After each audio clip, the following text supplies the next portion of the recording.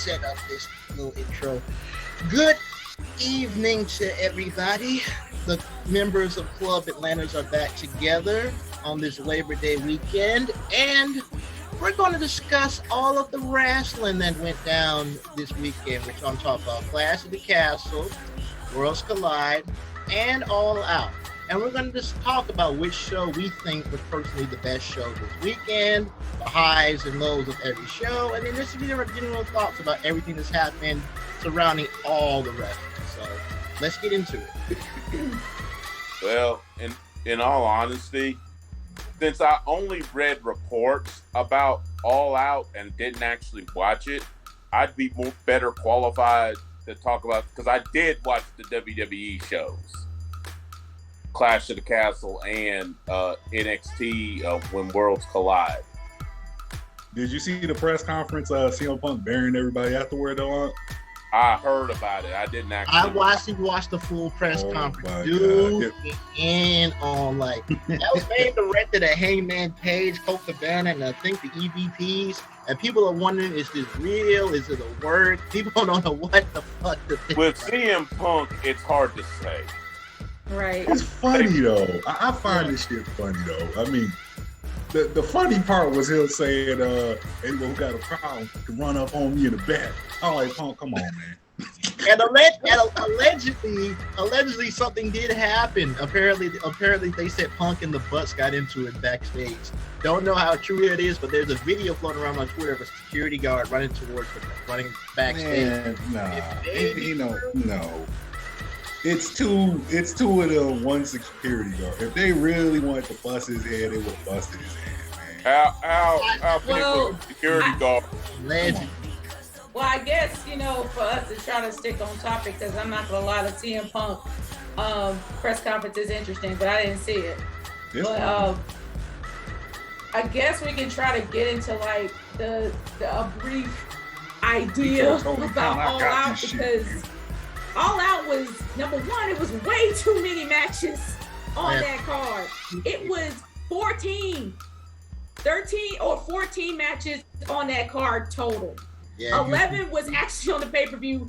4 was at All Out Zero Hour. It was ridiculously long.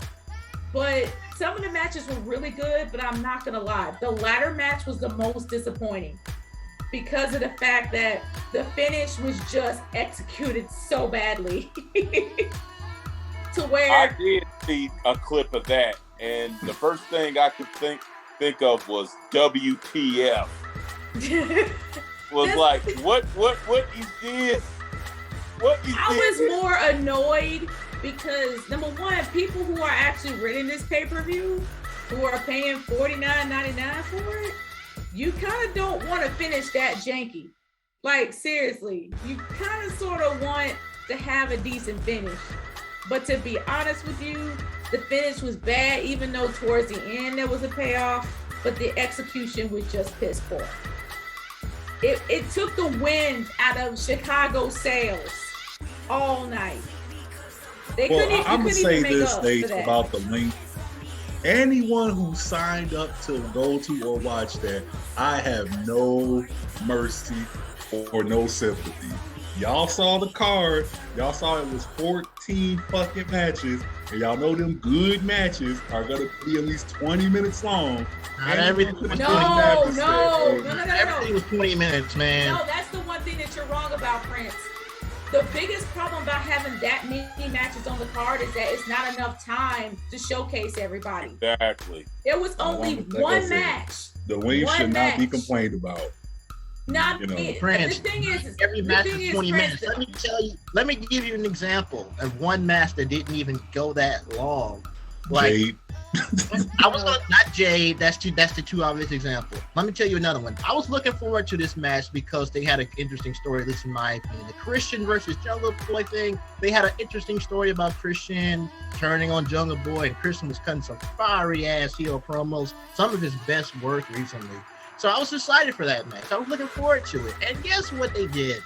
They had Luchasaurus come out, beat the ever-loving shit out of Jungle Boy, did destroy him, and then Christian gets a cheap win. I'm like, I kind of wanted to see them. I get what they're trying to do. They're trying to, build up a feud between Luchasaurus and Jungle Boy. But at the same time, I wanted to see that. I wanted to see it. Well, I'm not I've heard that Christian was actually working with a shoulder injury.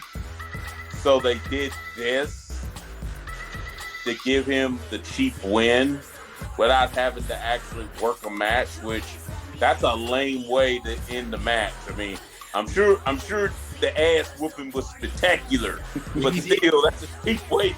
I mean, it was no doubt, it was, but that was something that could have been on Dynamite. The women's matches, I'm gonna say this: the women's matches weren't that bad. They weren't that bad. The interim women's championship actually was pretty decent. But when it came to Jade versus Athena, let's just say Kiera Hogan just kind of started shouting out her spots, and the baddies kind of messed things up a little bit. But you mean Sasha wannabe?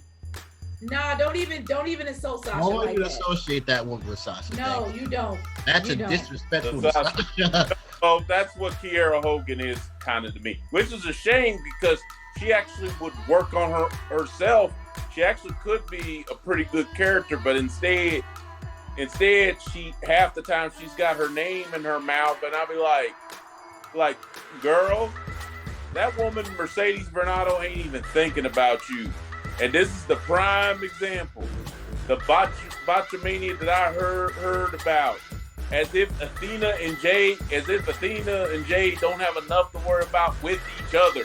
They have to worry about who messed up their match.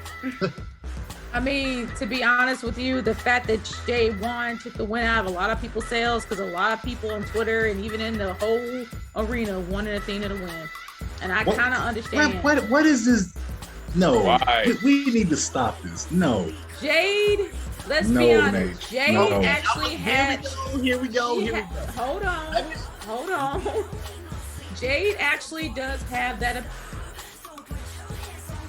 appeal that makes the belt marketable. I'm not going to deny that. But it's to the point where it's gotten cheesy when she had that counter on the wall, and we know how bad she is in the ring. But I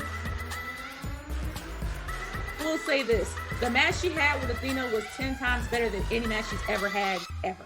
So she's improving a lot. So there is promise there. But the worst match of the night, I hate to say, definitely was that ladder match because the finish was just really, really bad. And even though it had a payoff at the end, the payoff wasn't high enough. Nobody cared. Nobody even cared that Punk won. Everybody was dead and silent. And you were in Chicago. You're home. People don't even care. But then that finish, when, I guess I'm going to say it, MJF came out. That's when it started getting hyped a little bit. It wasn't enough hype to where it should be because I think everyone was drained by the first ladder match. But I will give AEW this. Their introduction to the Trios Championship match was top notch. They did a really good job with that. They actually made it worth something, even though I don't think it should have been Dark Order. It should have been Death Triangle, or it should have been the House of Black. But they really made it worth something. And now they were telling an amazing story with Heyman Page and also his issues with Dark Order.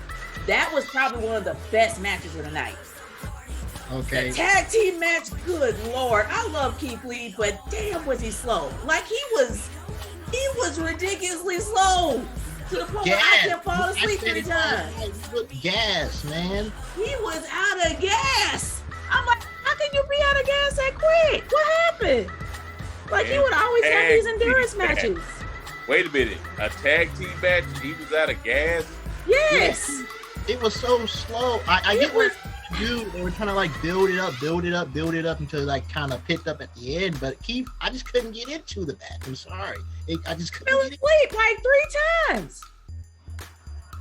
It was kind of draining, hard to stay awake, but I'm gonna propose this to you. Is it possible that MJF has kind of lost a little bit of steam? And the fact that we've already seen Punk versus MJF 3 times already. You know, no, because MJF has been gone for months. MJF has been gone for months. Sometimes when you're going, sometimes it can have a Sasha Banks effect where people are fiending and foaming at the mouth for you to come back. Or sometimes you could come back and it's like a fart in church. You know, but here's the thing. With MJF making his return at the very end of the main event, people on Twitter kind of knew that it was him. Me, I didn't think so because it was outside his character. MJF would not pay a bunch of goons with a mask on to get the thing for him. He probably would have he probably would have had a goon, but he wouldn't put a mask on and go up and have somebody. He wouldn't do that. That's kind of outside of what he do. He's supposed to be the best at everything he does. So why would he pay? What was it? Who was the dude that climbed that ladder? Stokely Hathaway. Yeah, a guy he was never even associated with. We've already seen no association with him at all, and he was the one that did it. Yeah. What if it would have been Kenny Omega? Punk versus Omega, we haven't seen that yet. I think he just got back. The thing is, but still, this is MJF just coming back. Omega versus Punk is the money match. Established history with Punk. They've only wrestled twice, by the way. Right. He has an established history with Punk, and it made sense for it to be him. But with all those matches, and I guess to wrap things up, with all those matches on that card, the booking was just weird. It just the booking didn't make any sense for most of them. Yeah. Well, to wrap things up and everything. But by the way, Daniel Bryan versus Chris Jericho, I heard about how it ended. And all I got to say is, ooh, the dudes, followed by the Judas effect. I will say this. As much as I love Bryan Danielson and as much as I love Chris Jericho, that match was like a bunch of old men fighting. I mean, I enjoyed it. I did, but it's like these guys are past their prime. And this was like 03 Jericho versus like Danielson from like 2005 or like because obviously Bryan would have to slow down. Jericho is not, he's not a spring. He had to slow down a lot for Jericho, and it really messed up the pace of the match. He can still go. Jericho, though, ain't what he was. No. Jericho has a lot of health issues. Old, so, he had to slow down for him, and it did affect the match a lot. But All Out wasn't bad. It was a decent pay-per-view. But as compared to last year, it was kind of average, probably slightly above average, but average, which is something that you would never expect All Out to be. But they're like, I guess that's like the SummerSlam for them. So hopefully it gets better. But I'm curious to hear what you guys think about. I guess let's talk about Clash in the Castle. What did y'all think about it? Overall, I thought it was a solid show. I mean, even which I consider the women's matches, both of them, to be the weakest on the card, but even they had their moments. And I can't believe I'm saying this. I figured the sixth woman would be the better one compared to Shayna versus Liv Morgan. Yeah. But I think it was the opposite. I think Liv Morgan and Shayna surprised me. Well, they had to call an audible. Audible how? Bayley and Bianca couldn't get going because they wouldn't shut the fuck up, so Bayley had to tag out. They had to call an audible. I got a question. What does that got to do with anything? It has a lot to do with everything. You planned it out. You said, we're going to do this to kick it off, and then you have to change shit in the middle of it. Now, when it's one-on-one, you can do that. But when you got 4 or 5 other people to work with, it's a whole different thing. What does fans have to do with it? If Bayley didn't tag out, they would have kept doing that same bullshit and sabotage. No. Yes, they would. No. Yes, they would. They weren't gonna shut up. No. But let's be honest. When it comes to the women's matches of Clash in the Castle, Bayley called an audible and tagged out earlier than she was supposed to. No. You think she could? I don't know about that. I know that wasn't audible. I mean, I don't really know about all that, but the one thing I do know is that match was beneath Bianca. It was beneath Asuka too. It was. Asuka's name is practically mud right now. Asuka didn't need to be in a tag match. Neither did she didn't even need to be there. And Alexa should be hunting down Bianca right now, to be honest. It's just kind of giving Alexa Bliss something to do. Like that old team don't make no sense to begin with. No, they don't. No, I mean, agreed. They don't. But I think what makes it worse was the fact that Io, she's always going to be Io Shirai, but Io Shirai and Dakota Kai did not even win the tag team championships when they should have, and it doesn't really make them as strong and as powerful as they should be. Right. It made them to a scrub. And on the side note, no way in this world they should have lost to Raquel Gonzalez and Aliyah. Okay, let's be honest. Raquel Gonzalez has a lot more to her than Aliyah does. Aliyah is practically a jobber. Aliyah is a scrub. She's a jobber, pretty much. I'm saying. Yeah. Practically because of Aliyah. I mean, Aliyah no kind way. of downgrade that whole team, and it's not because she hasn't really been hyped up to be that good. She just hasn't. No, she's nice to look at though. Very nice to look at. That's about it though. Under no circumstances should they have lost to Raquel, and I agree. It made them look weak going in. And honestly, the only one that benefited from that sixth woman was Bayley. I mean, it was great for her. She was the one that pinned Bianca, and this is something we're going back to after we already saw the feud conclude. They don't have anybody else for her, and that's sad. But in the meantime, I kind of feel like they should have been building up contenders for Bianca. I mean, I understand you're trying to get a new faction over, but at the same time, you had them lose to Raquel and Aliyah on Raw last week, so it didn't do anything for them. No. So what's the point now? No, it really didn't do much for them, and it didn't really make them stronger at all. And the women's matches, let's just be honest. I'm just gonna get Liv Morgan versus Shayna out the way. At least it wasn't a roll-up. I'll just say this. At least it wasn't a roll-up. Yeah, at least Liv got a clean win for once. I'm happy about that. And she looked like she was really putting in that work. At least she got a clean win. Yeah. But was it good? It wasn't over someone credible, but But was it good though? It was okay. It wasn't good. It was better than I thought it would be. It was alright. It was alright. It was alright. I thought it was going to be trash, but it ended up being okay. Although it was creeping into trash territory. It was creeping into there.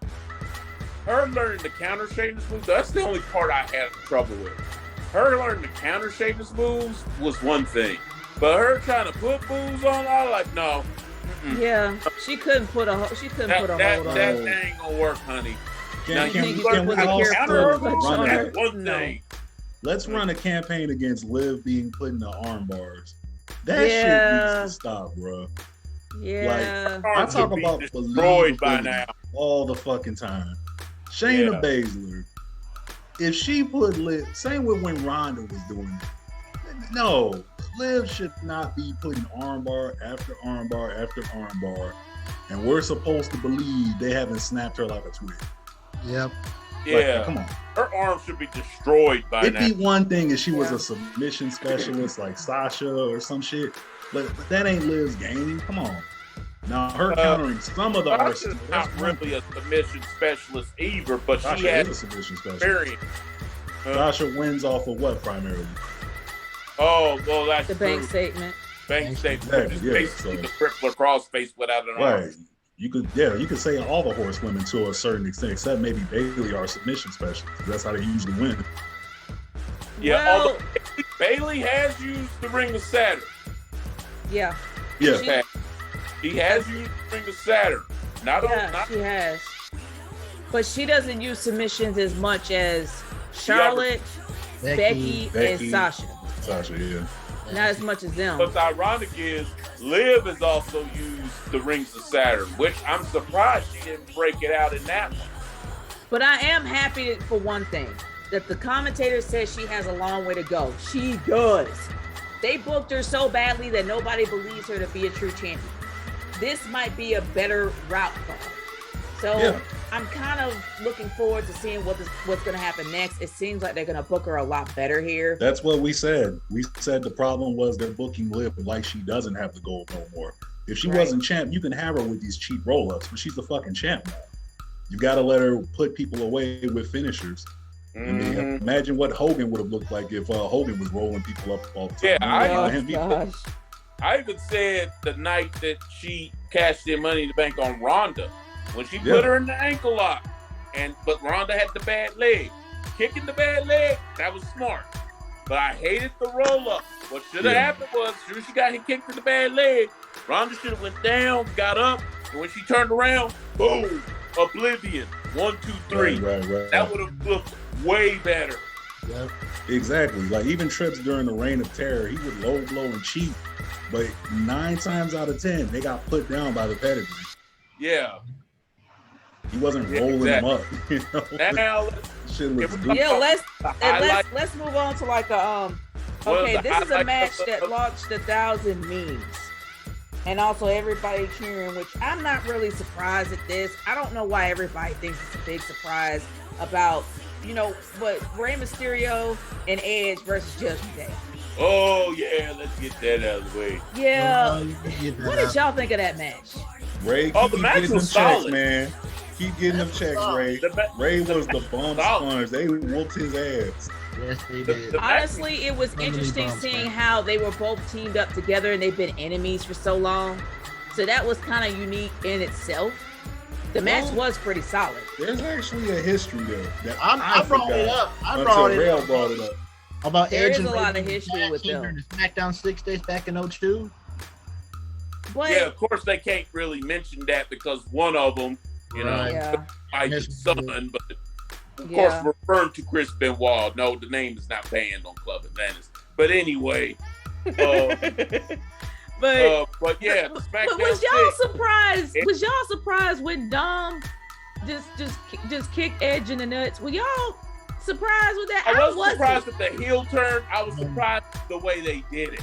Yeah, they had him hit at first. Had him turn on Edge, and I was like, okay, maybe he was pissed about the Edge thing because Edge did spear him like a couple of weeks ago. So it makes sense why he was upset at Edge, and then they had him turn on his father. But I kind of saw that coming for like years now. People noticed it as well. He did it in a very similar fashion to Eddie from back in 05.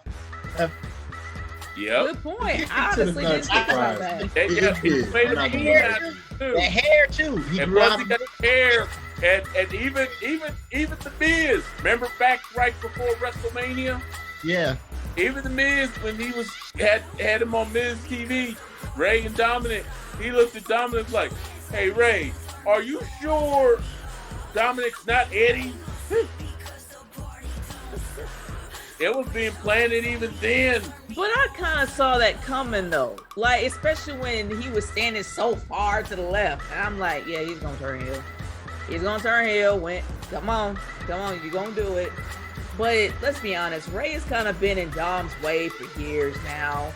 He is not really... It's the right time. It's time now. It's time now. Right time. Yeah, but Ray was just on there for too long. It was kind of bound to happen for him to break out.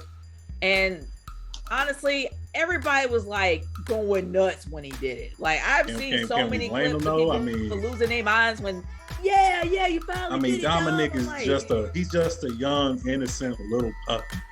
And Rhea came and put that thing on nature. Who's your daddy? Rhea's your daddy. Everybody's been making a meme about that. Everybody. Who's your daddy? No. Your daddy. No. When I think you know what I think of? I don't know if you've ever seen the film Beyond the Lights. Oh no. I'm thinking of the airplane scene. Dom gonna be doing them. Where Juju's character finds out that the cop dude that she's been kind of dating that saved her life from killing herself.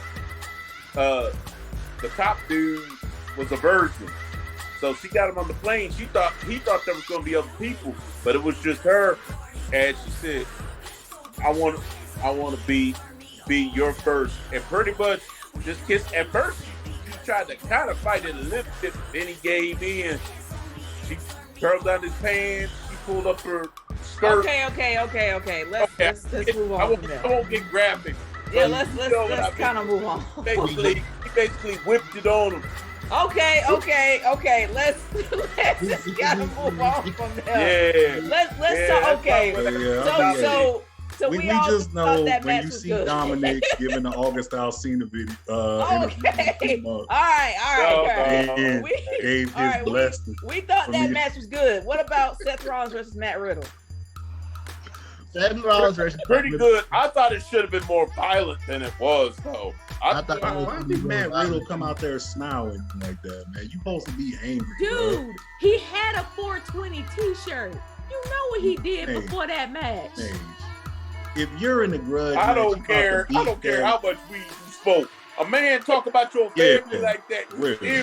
I kind of see Prince's point on that. You ain't about to smoke before a match. You about to whoop someone's ass. Like, yeah, that's true. Like, nah. You don't smoke after the match. Let me put it like this. That's true. Let me put it like this.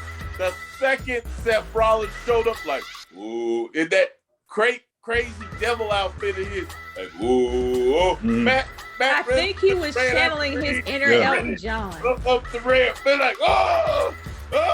Matt Riddle should have jumped his ass in the parking lot to be real. No, you got. As soon as he pulled up, you should have whooped his ass saying that. If they were gonna write it believably, you know. No, you kind of got a point. You kind of got a point to a certain extent. It should have been a lot more violent since. But it was just that one promo. It was still good. I mean, don't get me wrong. Yeah, it was good, though. It was still good, but it wasn't like how Triple H versus Randy Orton was. How it had so much heat and then it just ended in a whimper. It wasn't like Triple that. Versus Sean. You didn't see Sean and him walk out there smiling and happy. No, they just started beating the crap out of him. And Sean, he supposed to be stripper man with the assless chaps and shit. Sean came out there with some damn trucker jeans and some boots on, ready to whoop his ass. I think the thing. Yeah, I mean, he was playing. No, that's you talking about SummerSlam 2002. The unsanctioned one. Yeah, he was playing with the fans a little bit. But when Triple H came out, no, he sat in the corner and was waiting for him. Like, yeah, get your ass out here. And as soon as he got rigged, it was old. Not me. I will say this. It should have been a lot more aggressive than it was. But it wasn't bad. The match itself was cool. The match itself was cool. But the lead up to it. Yeah, honestly, I think Nate should have wrote that shit. If they would have been way more violent than it was. Right. That's why I hope the feud is not over, man. I don't think it is. Since Seth won, I don't think it is. I think they're gonna continue with it. I don't think Matt should be Seth ever though. Like I agree with what Nate said a few days ago. Seth should be a dominant villain. Yeah, he just should. At this he really point, needs to be a dominant villain, and he needs to go after Roman. The only dude who's beaten Roman has been Seth at this point. Yeah, he actually legit beat Roman, even though it was a DQ. He still beat him. Roman's still not beating Seth. That's the one hurdle. He still hasn't beaten Seth. That's like probably the best route to go. Do y'all want to talk about the main event, or do y'all want to talk about the match tonight? If you were to make an alternate argument, because everybody's saying Cody Rhodes, but if you were going to make a good alternate argument on who should beat Seth, people need to stop that. No, Cody don't need to beat Roman. Hold on. If you was going to make an alternate argument of who should beat Roman instead of Cody, Seth would have a very good argument. Mm-hmm. Can we take Cody's name and just throw it out the window? No. Braun Breaker is a better candidate. When it comes to beating Roman, no, it should not be Cody. It should be Seth, because Seth has a lot more history. And Seth got in his head. Seth was able to get in his head, and Seth is far more dominant mentally and as well as physically than people think. Considering their history, I think. And Seth is dastardly enough to come up with a way to handle the bloodline too. Right, to handle the bloodline. Yeah, to get. But I am wondering if to basically neutralize them. But I am wondering whether or that not probably was sinister enough to match with. The I only am other wondering person I whether or can see not they're is going to Braun take it to Breaker. WrestleMania. I hope they do. I hope they do. You said Braun Breaker would have a better argument to end Roman Street? No. Then Cody, yeah. No. I mean, if you want to establish a new guy and give him the Brock Lesnar 02 style push, you can do Go it. with Braun Breaker. Yeah, that's what I'm saying. I don't know about that. I mean, if that's what you're trying to build somebody up, if you Yeah, build what he's saying and then have a that guy he Brock feels Lesnar that style, he would have a better argument with Braun Breaker than you would Cody Rhodes. Yeah, I see his point. I see his point when it comes to that. Star like But I am curious. Did y'all want to talk about the main event or the match of the night? You know We what? all Let's know what the talk match about of the the night main is. event first. Let's talk about the main event first. Yeah. So what did you guys think? What did you guys think about Drew versus Roman? It was a good match. Had they hear me out, had they let Drew win at Clash of Castle, he didn't even have to keep the titles long. You could have had Roman win it the next pay-per-view or something. But had they let Drew win, it would have not only quitted the show, it would have quitted that ending after the match. That ending after the match made no sense. I'm like, it would look better if he'd have won. No, but the thing is, I think they should have fade to black, but for some reason they kept going. That's what I said like after Roman Tyson Fury. Oh, that's what y'all meant. Tyson Fury and he walked off with a curtain, they should have cut to black right there. They should have. They really should have. But yeah, if they were gonna do that, they should have cut the black. The problem is with that, and we talked about it when it happens, that the average person has no clue who Tyson Fury is. This isn't like Arnold Schwarzenegger or Mike Tyson or Busta Rhymes when you had them. The average person, people don't watch boxing like that. Only hardcore boxing fans know who Tyson Fury is. So when he's singing, the crowd is wondering, who the fuck is this guy? And then when Drew's singing, they joined in. Everybody there in Cardiff knew who Tyson Fury was. From there. They did. Yeah, he did. He's from there. But just because you're from a place doesn't mean people know who you are.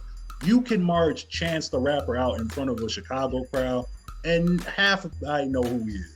They know who. No, Kanye but you go is. by the reaction of the crowd, Prince, and the crowd boo him out the reacted building. to They him. knew he was somebody, but at the same time, they were like, now if this was Floyd Mayweather or Conor McGregor, the average person knows who Conor McGregor is. That's true. That's you know true. what I'm saying? But Yeah, if I get what march you're out saying. some random MMA guy, they're like, huh? Well, I mean, he's in UFC, but Now I so get what Conor you're saying. McGregor going out there giving a speech, people gonna be hyped because they know and care who he is. Yeah, I get what you're saying when it comes to that. Tyson Fury, only hardcore boxing fans know who he is. But when it comes to the actual match, if they only allow both of the belts to be up for grabs and Drew making a choice on which one he wanted to take, it would have meant a little something. Because been back to square one. Both of them were up. We would have went back to square one with this one belt here, one belt there stuff. When they're gonna do that anyway. They're not gonna merge them. They're gonna do that anyway. They never should. They never should do that again. They're not going to. So I'm like, why don't you give the Raw Championship to Drew and have him go back to Raw and have Roman on SmackDown? Because you go back to the same predicament you were in before. You already fixed it. Why are we gonna break it again? Here's my thing. I thought the way they were setting it up, it looked like Drew was going to win. But I saw your argument about why you should keep the belts on one. But the way they were setting up with him bringing back the Broken Dreams and all the build-up, it looked like they were going to have him win, and then he didn't. It looked like he was going to win, but then he didn't. So it's like... I think it would have had a lot more heart and a lot more meaning if he won one of them.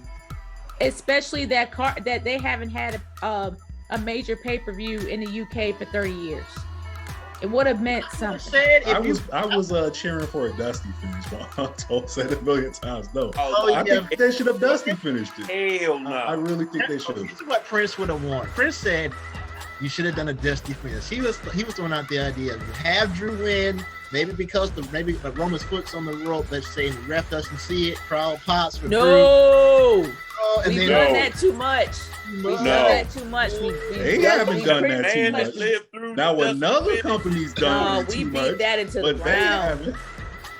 We beat that into the ground. We can't do that no more. They didn't beat that into the ground. That match was too big for that. No. Nah.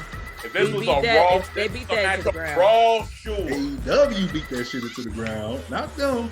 But you benefit from the fact that half of that audience doesn't watch AEW.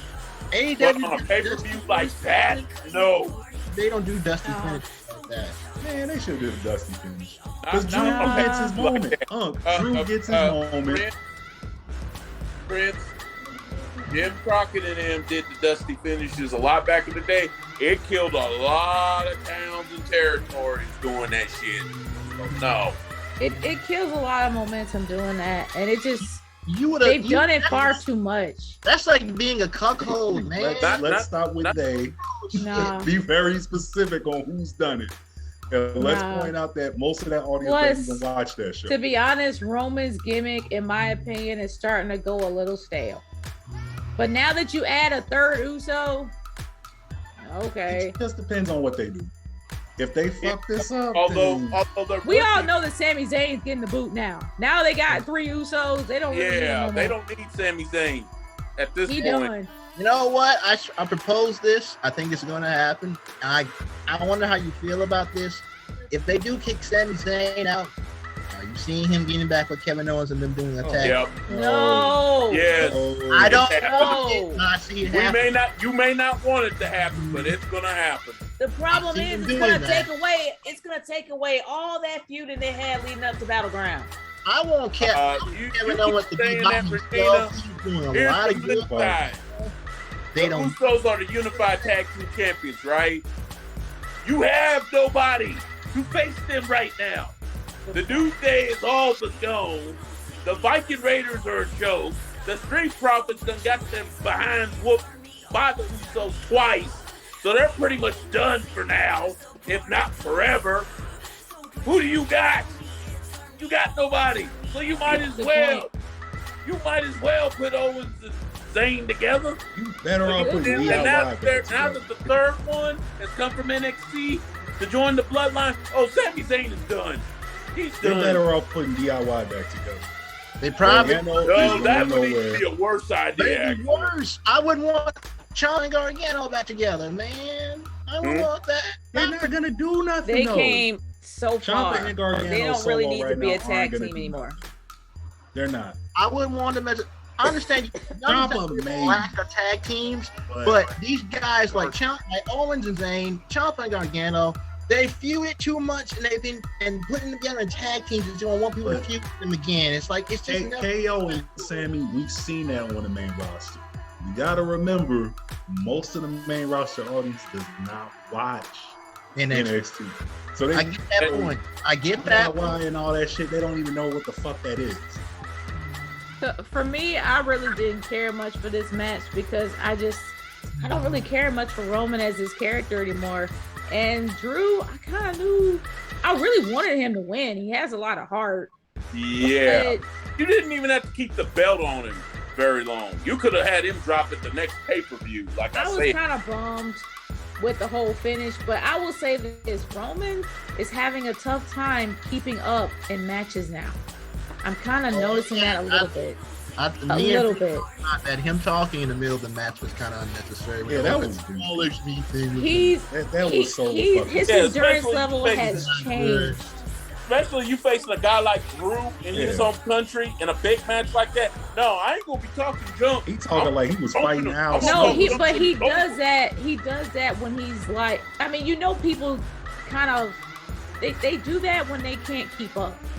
The trash talking is one thing, but grabbing the microphone and all that goofy shit, like no, man. Yeah. Not in a. Nah. Yeah, I mean, And Come you on, know man. how I noticed, like Charlotte Flair, for example, trash talk. Even Charlotte doesn't do that. Not it. With Charlotte is just trash talk. She's still a role player though. Oh god. Yeah, but she Alright. she still be kicking the person's behind though while she trash talk. But I don't know. I really didn't care much for that match, even though it had that weird, really weird, odd finish with the drunken bar singing. I don't know why that happened. Yeah, that was just that odd. would've- I'm not like I for the said. finish, but I'm not against it either. I'm on the fence with the person. I I gotta see what they do. that ending, they should have had Drew win. Yeah, they It really would have should looked have. a lot better. It would have had a lot more I meaning got to it. SummerSlam 1993 vibes But- when Lex Luger knocked Yokozuna out of the ring. Oh They god. did the celebration with him like he won the title, but he won by count out, Boo! looking like a freaking idiot. Boo! Boo that man! I hate his name mentioned. Hey, Well, I for those of you support that are Roman watching winning, this, but they could have did it better. My girlfriend hates Lex Luger. Not necessarily the person, but she hates that I hate the character.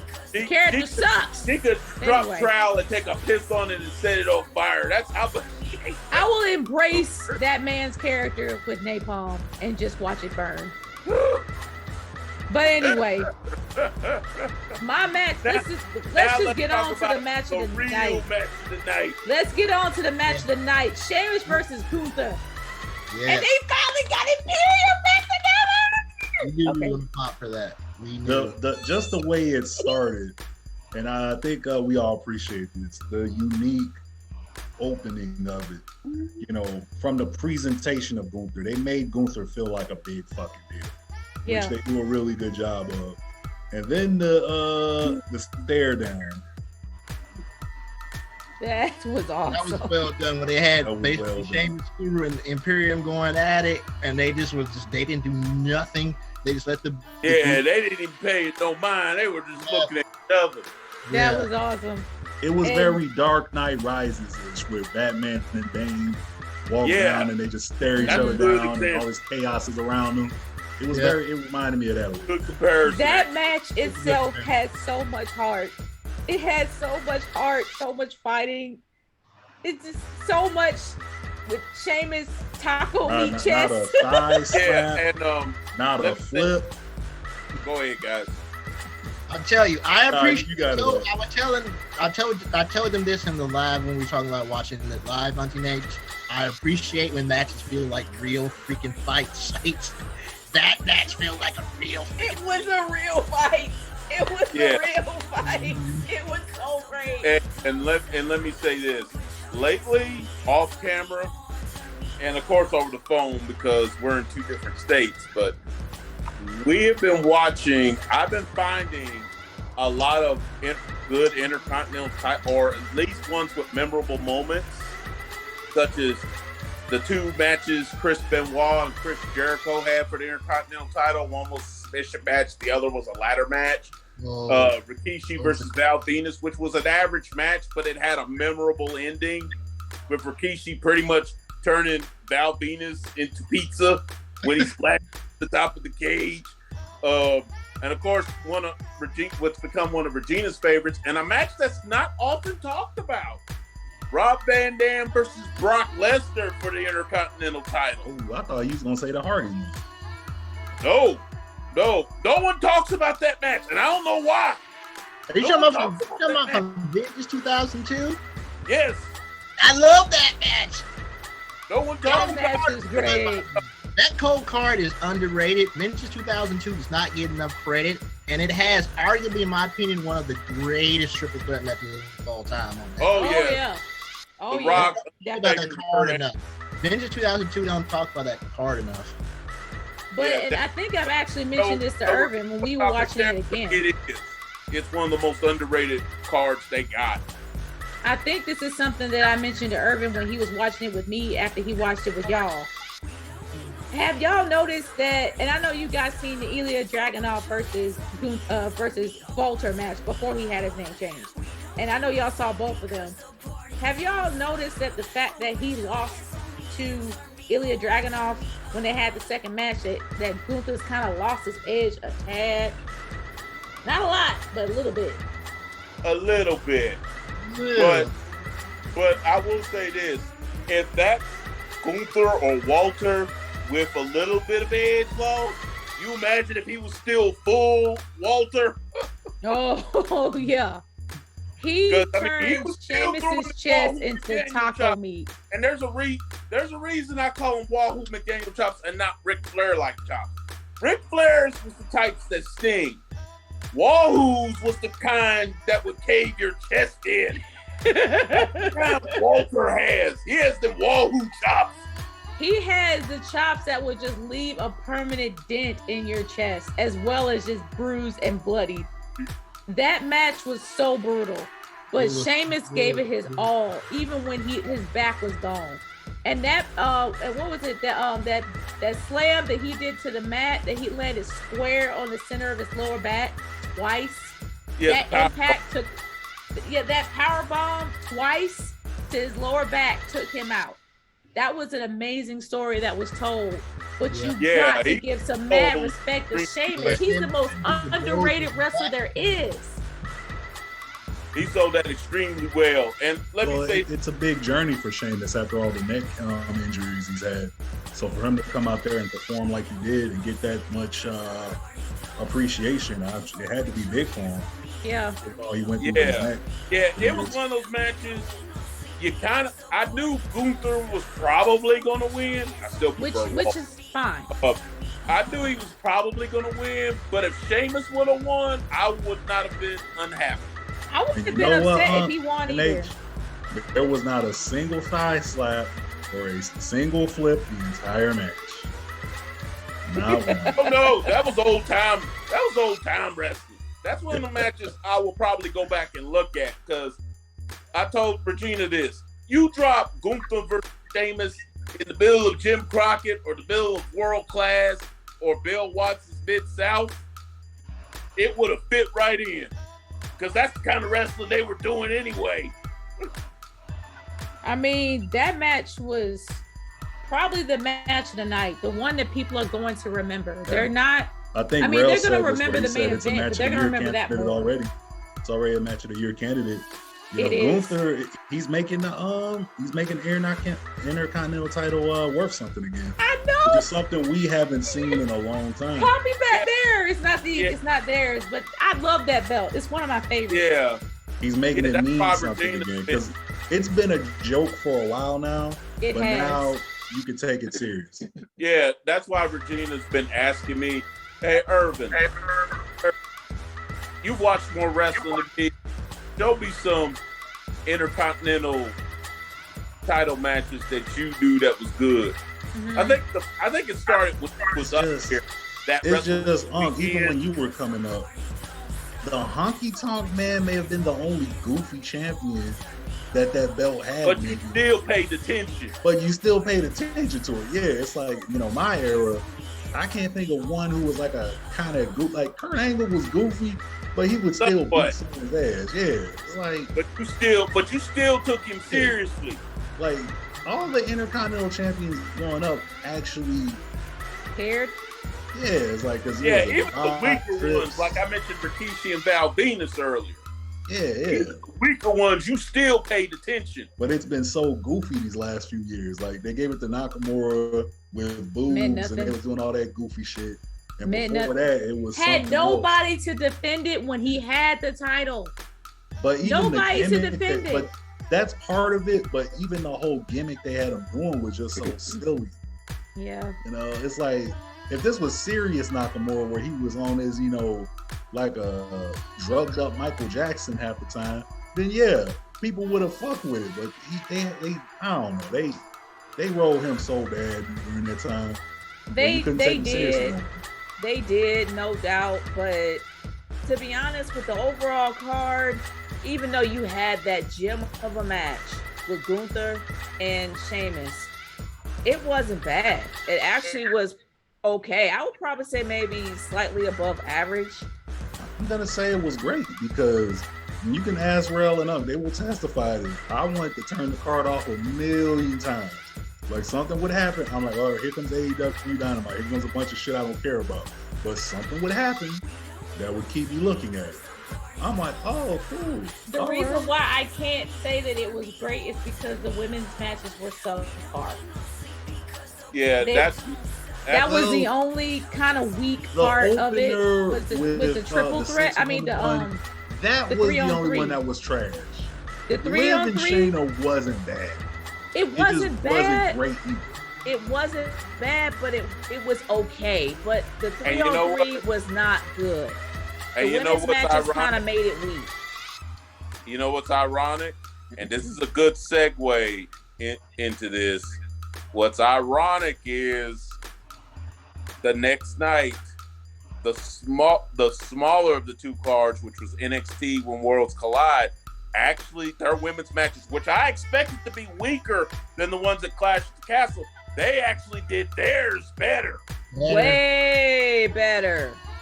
I was really surprised with Mandy Rose versus Miko Satomura and Blair Davenport. That triple threat match, I honestly didn't expect it to be that good, but it was that good.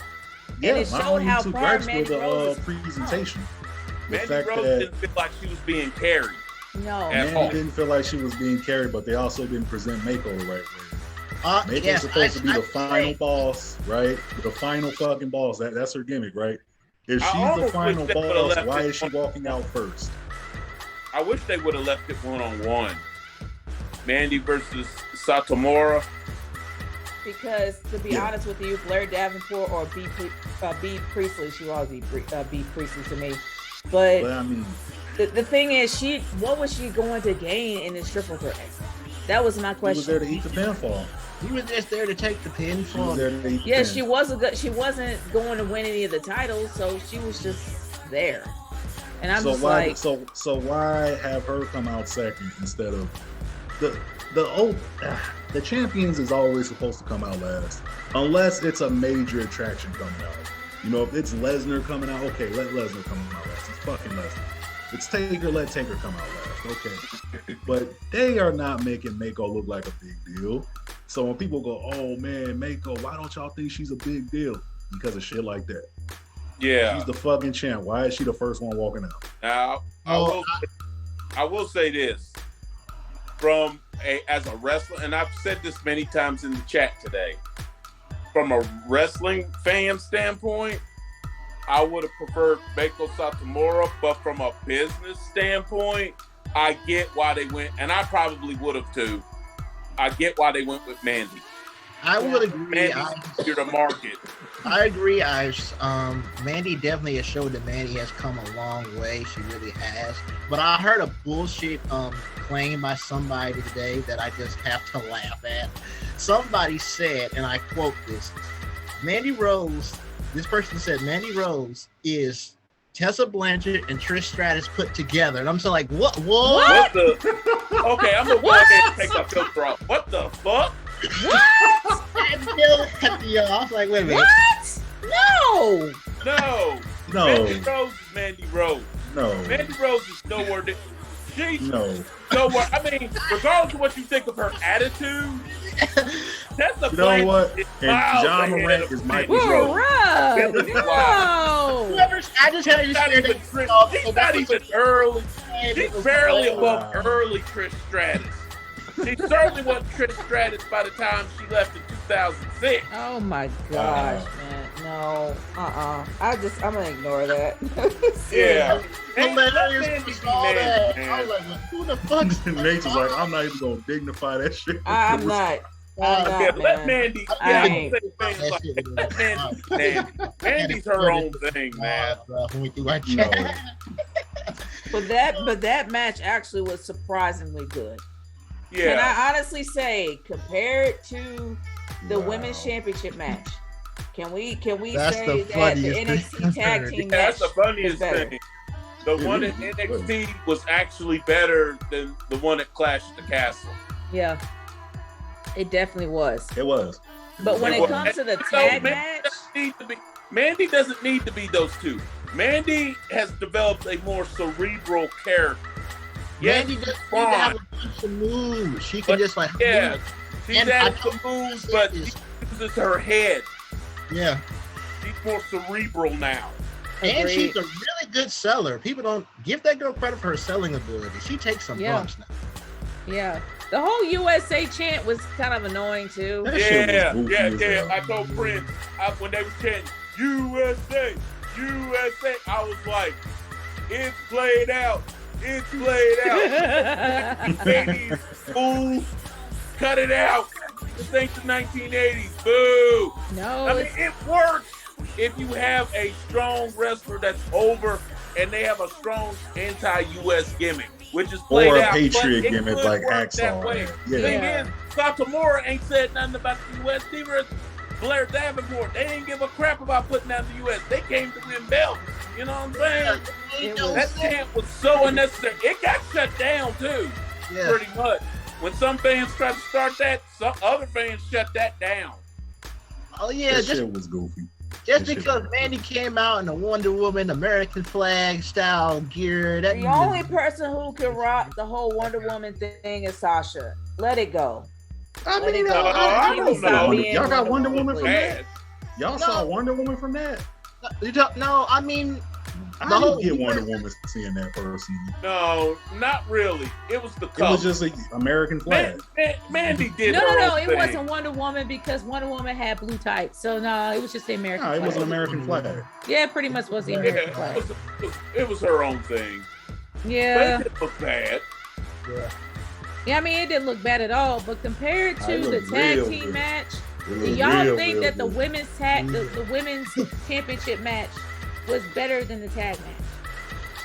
The women's tag team match at NXT TakeOver was better than the sixth woman. It was, honestly. Yeah. It's easy to execute your plan when you don't have people sabotaging your match. You have to call audibles. Boo! I call bull. You're still making that claim that they had to call an audible. Call bull on that one, Prince. I'm the one who doesn't want that. I'm the one who wants them to fail. I'm the one protecting. Assuming that that's true, if you're a professional, you do your job. Okay? They still did their job. Okay. They still did it. Fans. As long as nobody's throwing stuff or not actually trying to get in the ring, that shouldn't matter what they're chanting.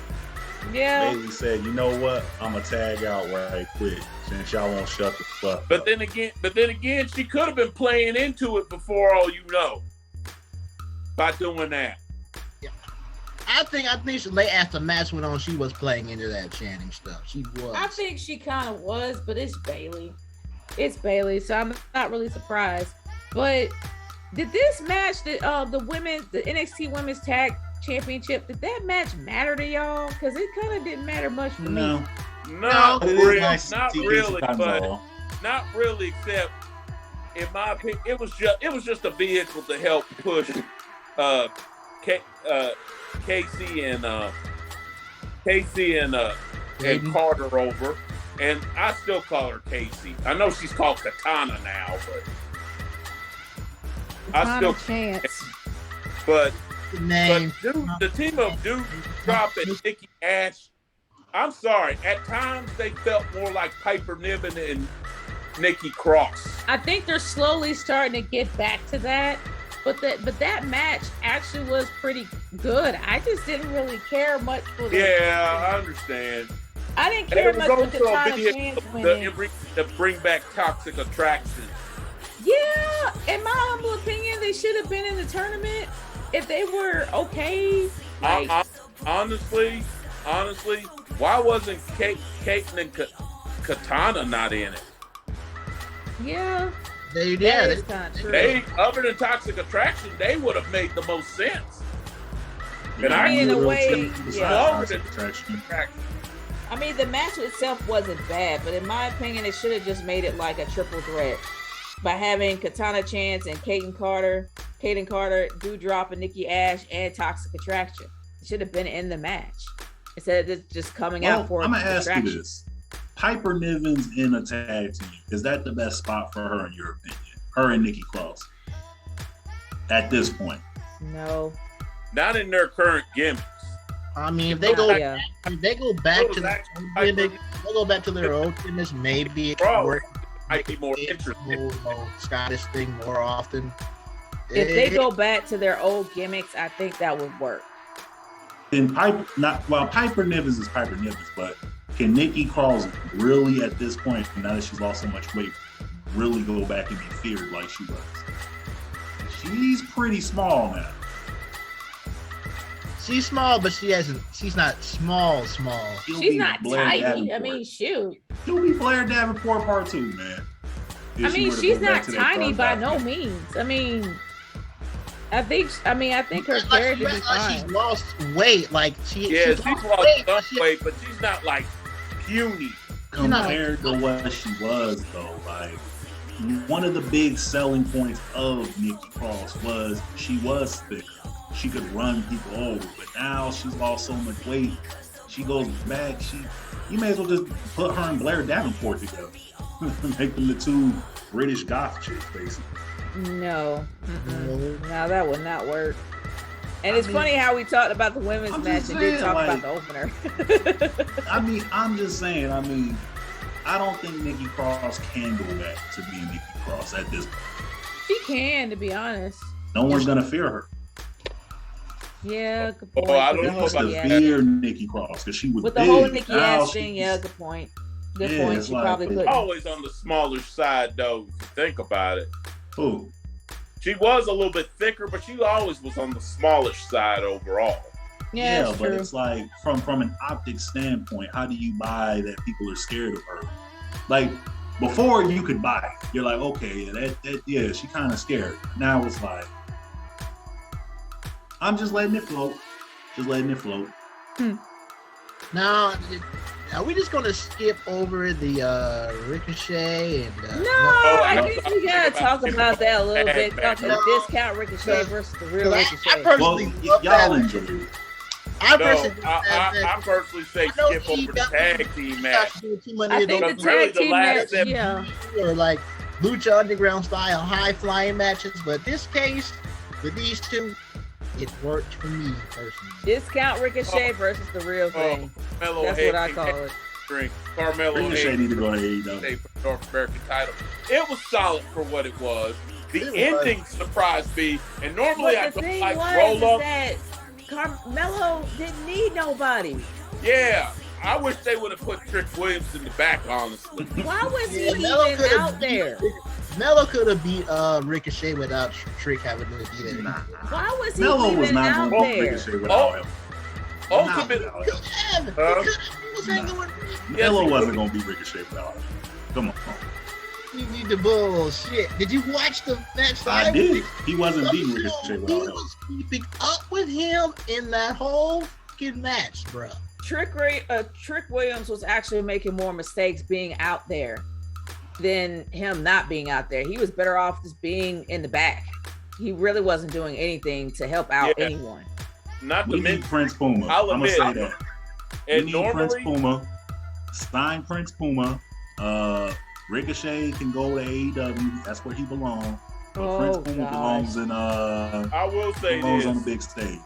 If it had been Prince Puma versus Carmelo, Prince Puma would have wrecked him. He would Puma would have. He probably would have. Wait a minute, destroyed. Laredo. I will actually side with Prince a little bit here. When Ricochet was Prince Puma, he had the same style and everything, but there was something a little more aggressive with him. Yeah, it was. I'd agree with you on that. Actually, he might have wrecked Carmelo Hayes. If it was Prince Puma version of Ricochet against Carmelo Hayes, no, Melo ain't keeping up with him. So did y'all want to skip over the Fatal 4-Way for the NXT Tag Team Championship? Really, the only thing worth talking about. Yeah, we don't really need to talk about it, to be honest. All we know, all that you need to hear is Pretty Deadly won. That's all. Moving on. That's pretty all. Much. And the Creed brothers dude turned on him. Yeah. Which was a surprise because I figured it'd be Roderick Strong. Everybody was thinking it was going to be Roderick Strong who turned on Diamond Mine, but it wasn't. Yep, the modern day Lance Storm. So, okay, let's talk about modern day. Well, I guess let's talk about the main Lance Storm. Honestly, not a bad which broke Regina's heart. It did. Okay, I like Tyler Bate. Okay, I'm a fan. I love NXT UK. I'm heartbroken it's gone. Against Bronson Steiner, better known as Braun Breaker. I love that. Call him that. Bronson Steiner sounds like a better name. They've already acknowledged him as a Steiner, so please call him Bronson Steiner. Maybe they'll change his name when he comes up to the main roster. Or maybe Rick Steiner is just not allowing him to change the name because he's the one that owns it. Maybe. No, actually, Scott. I mean, Scott. That's what I meant. Scott Steiner, not Rick. Rick's his dad. Scott's the crazy one. The genetic freak. But I will say this. There was one part that Prince complained about, which I have to go back and Did you go back and rewatch it? I don't remember it. Where apparently Braun ran into Tyler Bates and Braun was the one that fell down. Oh. That shit was goofy. Like I said, NFL running backs wish the world worked that way on. Ezekiel Elliott wishes the world worked that way, right? But I will say this. Aside from that part, the match to me worked aside from that part. It honestly, I didn't even pay attention to it, but I do know it was heartbreaking to see that because it's the end of NXT UK. It was a swan song. And it just and I think it had more heart there. That's why Worlds Collide, at least in my opinion, Worlds Collide compared to all the other wrestling we've seen this week was by far the better pay-per-view. Compared to All Out, compared to Worlds Collide, moment from Braun Steiner. And compared to even Clash. I would have given it a pass if it was done for a good reason. Like if you're like, okay, it was done for this reason or it was done for that reason, then it makes sense. That's what reason they did it for, huh? So Braun Steiner and Tyler Bate could do the cheap kip up and get the cheap hop. True. Like if it was done Now I remember. They collided and they both fell down. Yeah, Tyler Bate was just standing there. Now I Braun's remember. running at full speed. Okay. Yeah. Actually, it's not too impossible. Because if a 180-pound solid muscle dude gets some momentum, he could, I stress, could knock down a 230-pound dude. But they both went down. So actually, that's not that impossible. Not to mention they have been wrestling like for a good 8 minutes and their body's already jello. Tyler Bate was just standing there. I could see if they were both running at each other. Tyler Bate was just standing there. Okay. Yeah. That's why I was thinking they ran at each other. I'd have to go back. No. Like Daniel Bryan runs at big guys all the time and knocks them down. I don't complain about that. All right, he's a smaller guy, but he's running with momentum. Okay, I can buy him knocking down a big guy. Tyler Bate is 180 pounds. Ron is like 230 running at him. Tyler Bate just physics don't work that way. They don't. So, when linebackers come to tackle Ezekiel Elliott, he should just stand there. The linebacker's going to fall down. Wait.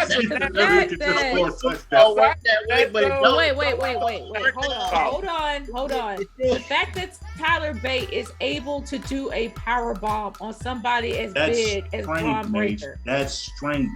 You can go to the gym. You can lift weights. Kevin Hart can bench press 250 pounds, man, because he can lift like that. He can. You can look it up. Kevin Hart can bench press 250. He's strong as shit.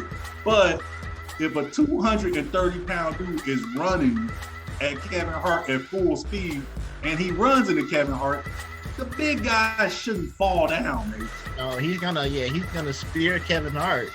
Kevin Hart should get knocked 10 feet away. He's strong to lift and push and do shit, but physics is gonna take over. I see what you're saying. Suspension of disbelief. Right. I will also say this. Aside from that part, I thought the match was solid, but I knew the end when Tyler I thought it was good besides that. I think that was the overall point of Worlds Collide, which was kind of disappointing for me.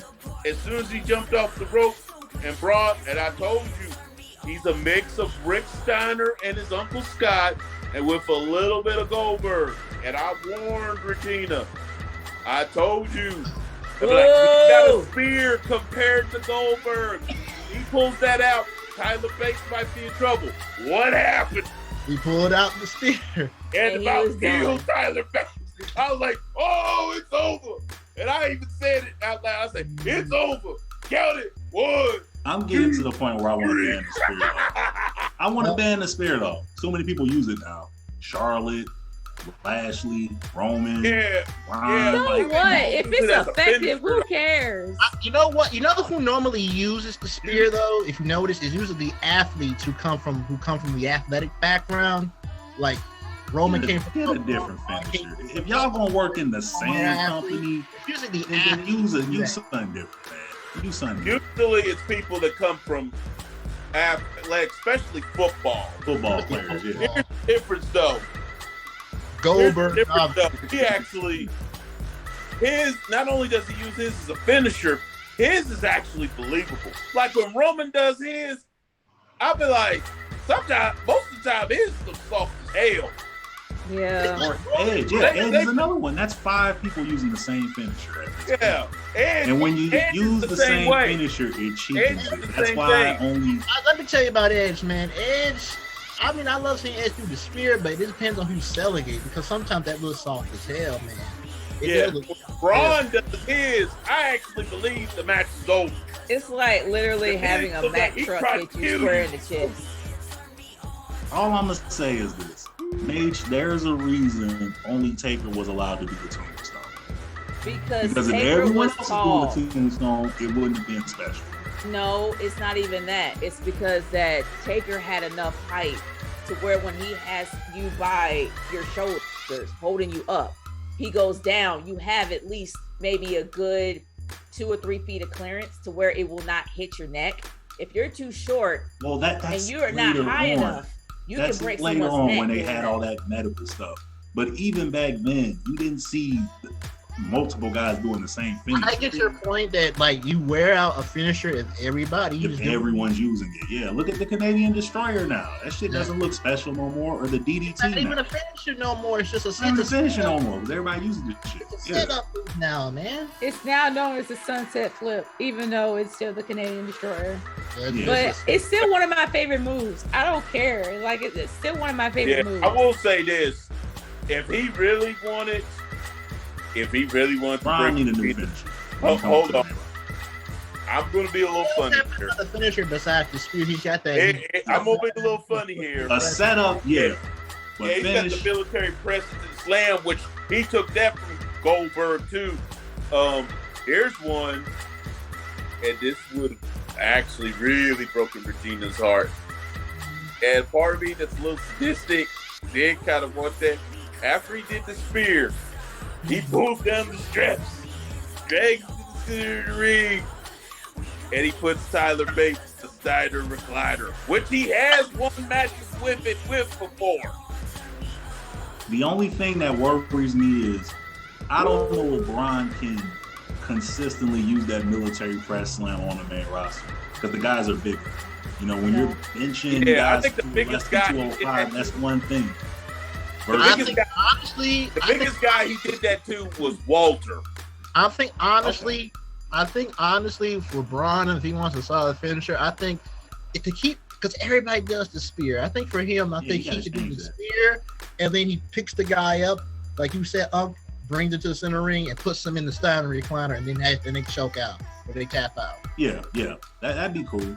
Because we haven't seen the Steiner recliner used since his uncle did it, so it makes sense. Mm-hmm. Yeah, he's only used it one time that I've seen, and that was when he won the title against Tommaso Ciampa. So that's the only time he's used it. Edge kind of gets. I honestly thought he was going to go to the main roster, but yeah, everybody used that shit now, man. Everybody thought. I'll be honest. I said if Tyler Bates wins, Braun Breaker's probably heading to the main roster. That's what I thought he was going to do, but I guess they're going to keep him down there for a while. But my question is, now that NXT UK is no more, and I know they're going to do NXT Europe or WWE Europe, something, I don't know. what is going to happen to all the UK talent? Well, Are they gonna move them? a lot of them got released, and some they're still bringing over. Like certain, like the bigger names, they kept them, and the others got released. What's funny It is doesn't no make any one's sense having to have out about European releases type. now. Usually people get released and yeah. I mean, they'll probably bring them back when they do NXT Europe, but a lot of them got released. That's what I heard. Like some other like the bigger released and the sky is falling down. You know. Sky's falling down. But yeah, People giving trips passes, man. People giving trips passes. That's all I'm saying. I've already said this about Trips. People need to stop treating him like he's the second coming of Jesus. He's the not. Same treatment they gave Tony Khan for 2-3 years. Trips is getting right now. He's the shiny new toy. Okay, I can't really argue with that. Remember that comment I made about everybody shitting on AEW? It's continuing. Yeah, that's bullshit. They need to leave Tony Khan alone. It's not Tony Khan's fault that the talent can't get in there and do what the fuck they're paid to. Yeah, I mean, for everything. Yeah. Like, now everybody is shitting on AEW. It's like, come on, man. Oh no, Trips is back. Oh my gosh, everything is gonna be great. You guys forget he thinks like Vince too. Except he doesn't go to like the lengths that he goes to, like stuck in the 80s. But he has similar thoughts and he thinks just like Vince in a certain way. So people need to quit. People really do need to quit acting like he's the second coming of Jesus. He's not. Yeah. He's not, by no means. But I guess to try to wrap this up, which pay-per-view with you and Prince do you think was better? Worlds Collide or Clash in the Castle? I'm gonna go with Clash at the Castle. Sheamus and Gunther. Sheamus and Gunther, man. That was better. That was definitely better. And Seth and Matt. Like I said, I have my gripes with it, but the overall what happened in the ring, you can't really go up against. So yeah, give me Clash at the Castle. If I had to pick one to watch. If I had to pick one of the two cards, even though I enjoyed both of them, sentimentally, I would go with NXT Worlds Collide. But if I had to be honest, probably Clash the Castle, and that's despite the way it ended.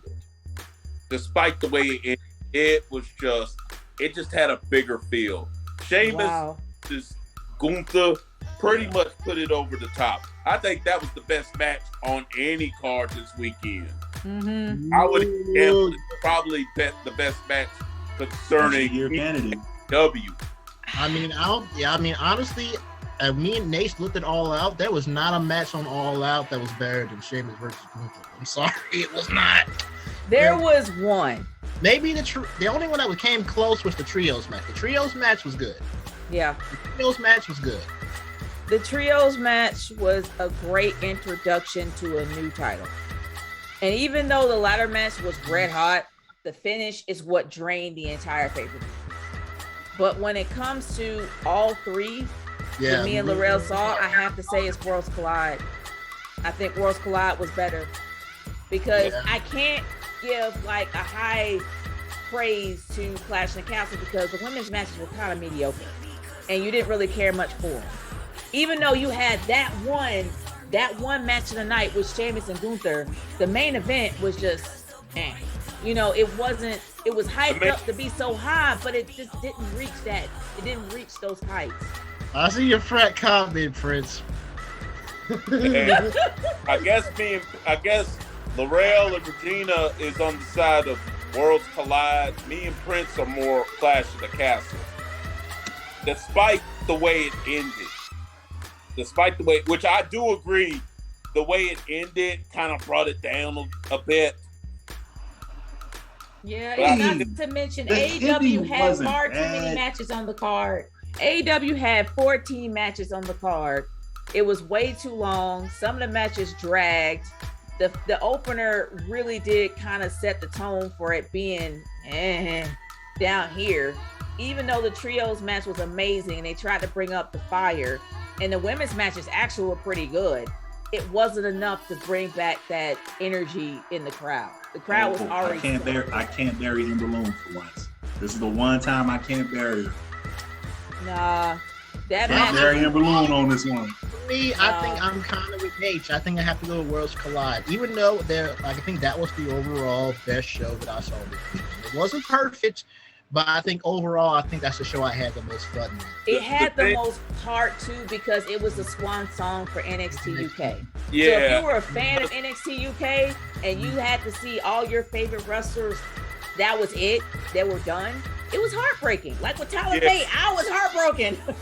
Yeah, but and it was still really. I think Clash at the Castle. Let me say this: what puts Worlds Collide just under Clash at the Castle to me was the women's matches and the ending. Yeah. The women's matches, because the women's matches, which I thought going into this weekend were going to be weaker than the ones that Clash at the Castle, they proved me wrong. They actually were better than two with the Clash at the Castle. Even though Shayna and Liv did surprise me.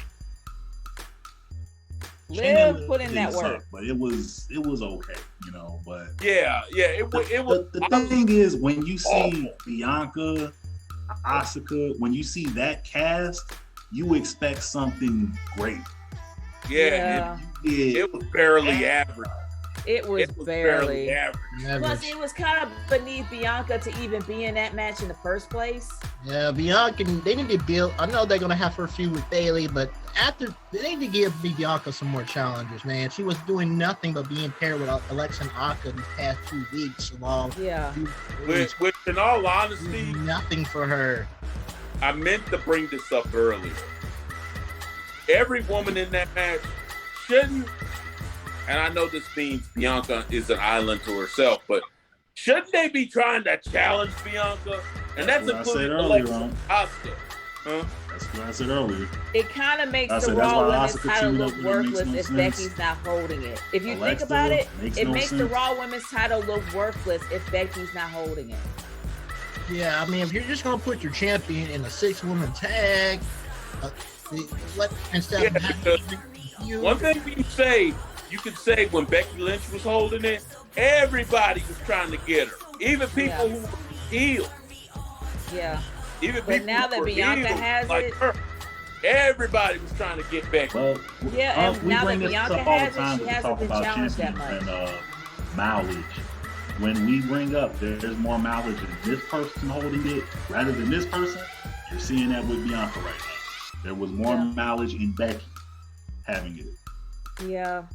And that's but when she got injured, they would have, even if Becky would have went into that SummerSlam match as the Raw champion, they probably would have called the audible and gave it to Bianca. Because she got injured. Becky got hurt. Yeah, so she would have ended up with the belt anyway.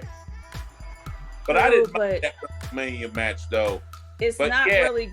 Other than Becky Lynch, she has not really had any memorable challengers. Yeah. Yeah, she won at WrestleMania 38. No, she hasn't had any memorable. Yeah. No, it could have been. It could have been. Carmella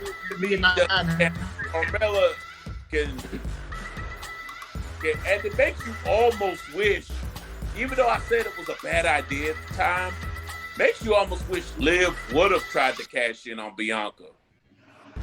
Because her chasing Bianca probably would have been more interesting.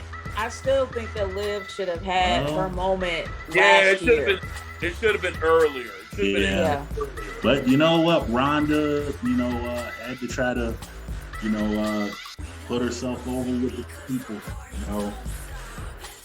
Because in all honesty, the original plan sucked. You know what the original plan was? The original plan, Sasha Banks was supposed to win the Royal Rumble. Then she was going to take on Charlotte. And finally get a win. Probably still would have took on Bianca.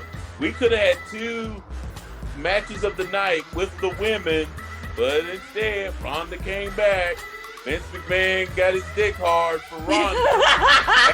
Had her win the Royal Rumble, even though Ronda really didn't even want the belt back. She didn't mind working with Charlotte, but she didn't really want the belt back, which I sort of don't believe, given how narcissistic Ronda Rousey is. Yeah. Sort of don't believe that.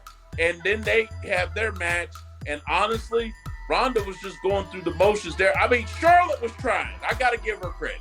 She was trying, but it felt like she wasn't. And then Becky Lynch said, okay, watch this. I'm going to have the best match of the night with Bianca Belair, which she did. She ended up having the only match that outdid hers was her husband and Cody Rhodes. Yeah. Oh, okay. Can we just say about that real quick before we wrap this up? Do you guys think that the whole thing with Cody Rhodes and Hell in a Cell and Seth Rollins, do y'all think that's overrated because of the fact that he was wrestling injured? A little bit. A little bit. A little bit. A little bit. They overrated. I'm gonna say everything Cody has done. As someone who is, I've never torn a pec muscle, but I have hurt my chest muscle a little bit. Even just hurt, making it sore. You know, doing push-ups, and bench press, even making it sore. If you do a lot of it, it hurts. He tore it off the bone. Yeah, I can't imagine working with a torn. He tore it off the bone, and the more he wrestled, the darker it got. Yeah. It went straight down his arm. He was internally bleeding in this match. I mean, for me, They just love to ride Cody. So just ask me this. For somebody who has an injury that bad to where he was internally bleeding with every move, do you honestly believe that he would win against Seth Rollins? When he was injured like that. You still won that match, by the way. I still think Rollins should have won that match. It didn't make any sense for Cody to win. It didn't. He had so many odds against him. If anything, granted, it didn't really hurt Seth that much. Seth is practically bulletproof now, but it did make him look bad a little bit. It kind of did. I mean, even Montez Ford clowned him on it. He was like, and it wasn't even a title match. If it was a title match, it would have been worse. I think that match is overrated. I can't give it a 5-star. He was just wrestling injured, and that was stupidity on his end. That's why it takes so long. That's what they do nowadays. They see Britt Baker bleeding. Oh my God, she's bleeding. She's bleeding. What Cody did was way. Let me tell you this: what Cody did was way more impressive than what Britt Baker did with Thunder Rosa. Cody wrestled a match with a. They give extra. She just had like lacerations on her face. He tore an entire muscle off the bone. Ruby Riott got her nose broke. 5 stars. I don't know about that, Chris. Yeah, but we've seen wrestlers wrestle with broken noses. That's what I'm saying. You don't get extra points for someone getting hurt. Like, True. But what Cody did, it's kind of like what Triple H did. Finished the match with the torn quad. Mm-hmm. But Becky it's got not her damn face broken by Nia. Nia. The thing is, with Triple H, with Triple H, it popped while he was wrestling. Yeah. It popped while he was wrestling. That's a difference. Cody was injured working out. He got injured training. Yeah. He got injured training and then got in the ring when he had it completely torn. You can't tell me that's a smart move. Thing. Yeah. Batista did the same thing. Batista got injured training? Yeah. When he had to finish the match. I'll say this though. You know what I'm waiting to see? Yes, I'm going to be a Rose here. I wait for a wrestler to come in. To come in with injured nuts. Oh God! I don't think that's going to happen. If AJ didn't do it, if he does even a 3-star match with injured Jules. Okay. How about blown Jules? How about that? How about blown Jules? Irvin, you went there. How about blown Jules? I think on that note, I think I would get real. We need to wrap it up. All right, y'all.